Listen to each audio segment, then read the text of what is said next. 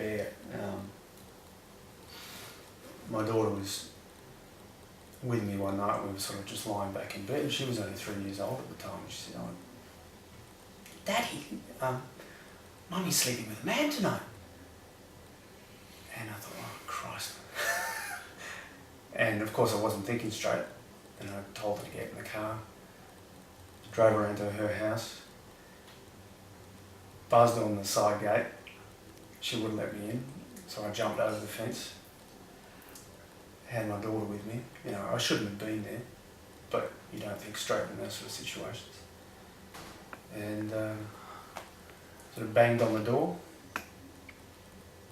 She let me in, and I knew he was in there, and went out to the back of the house, and he was behind the door. And just as my hand was touching the doorknob, the sort of door burst open, and he had me in a headlock. Same guy from the shop, and I'm getting choked in front of my daughter and my ex-wife, and I was sort of, trying to grab his hair, get some purchase on him, but he was like strangling me with his forearms, and blacked out. And I woke up in the garden with my glasses smashed, sort of my mouth in the dirt, and I sort of come to, and my mother is sort of standing over the top of me, because she'd been called obviously, and she says, "At least you know now, son."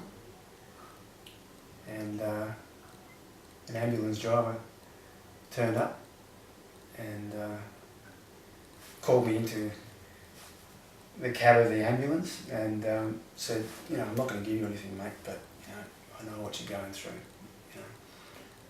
I was in exactly the same situation, and I even went out and I got a gun, and I was going to kill the bastard. But I'm so glad I didn't, and you're going to get over it.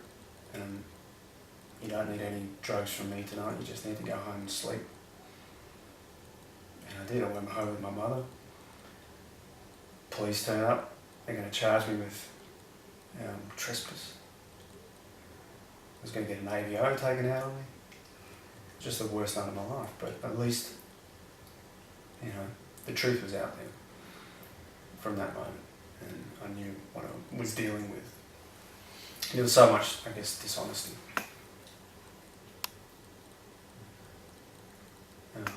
So I guess my recovery started from that point.